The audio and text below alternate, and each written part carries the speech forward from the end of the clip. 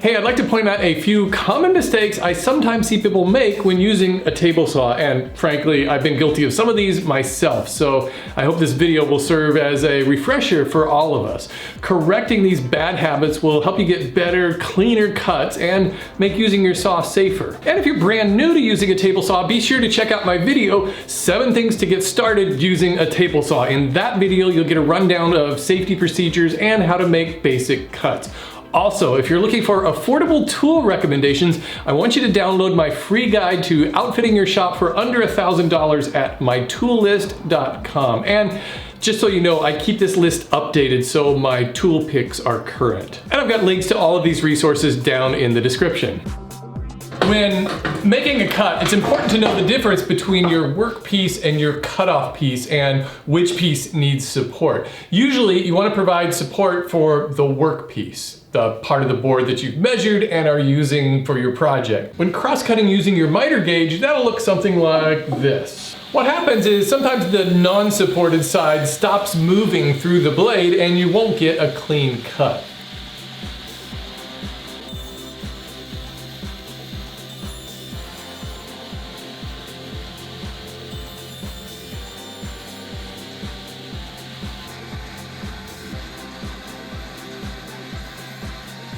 An exception is when using a stop block on your rip fence to make repeated cuts on small pieces where you'll be supporting the cutoff side.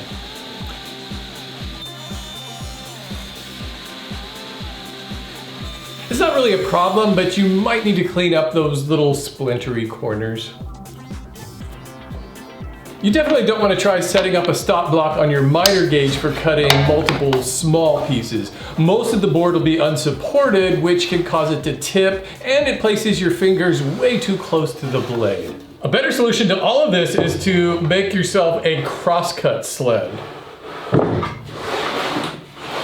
This jig will give you cleaner, more accurate crosscuts, and both sides of the wood are fully supported throughout the entire cut.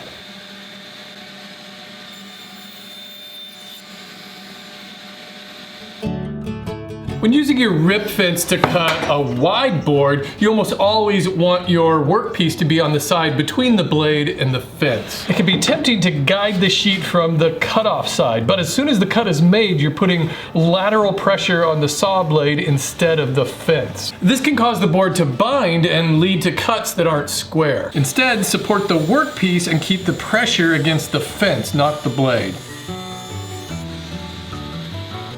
I'm sure you already know the importance of pushing wood through your table saw using something other than your fingers. Your table saw probably came with one of these, a push stick, which is a good starting point, but a lot of people use it wrong. For starters, one push stick isn't enough. You need 2. One to push the lumber forward through the blade, and the other to keep the wood pressed downward and against the fence. For a safe and effective cut using your rip fence, there are 3 directions of pressure you need to provide on every cut: forward, downward, and inward. To use push sticks, use the cleat on one to push the board forward and a second push stick to press down and toward the fence. And do this only on the front side of the blade. Once the board is cut, you don't want to press inwards on the blade.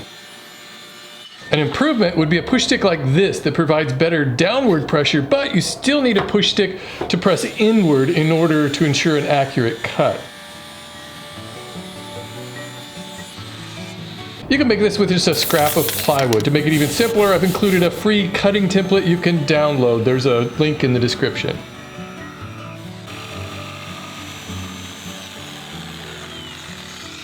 But of course, my favorite option is the gripper push block. I want to point out that Microjig is no longer a sponsor of my show or this video, but I love them and I honestly feel the gripper is absolutely the best way to get accurate and safe cuts. Not only does the green grippy stuff allow you to easily press the workpiece in all 3 directions, but it also supports the offcut side. Look, it's kind of a luxury tool, but it'll definitely improve your cuts and keep you a lot safer.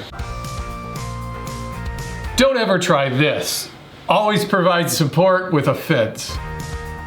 Okay, this is kind of a minor one, but We've all done this. You replace the blade, you put the nut back on the arbor, and what do? You totally crank down that nut because we don't want that blade flying off, right? I mean, that would make for a really bad day. Then what happens when we want to try to remove that nut? It feels like it's just fused on there, so we pull and pull with all our might, and then it breaks loose all at once. And what happens? Your knuckles go crashing into your table, or worse, into the blade itself, and that hurts. I've done it. So the tip here is when you're installing a blade, just crank down that nut until it stops. You don't need a lot of tightening pressure on it. Don't worry, the blade isn't going anywhere. The blade spins in the opposite direction of the threads on the arbor, so the nut is sort of self-tightening in a way.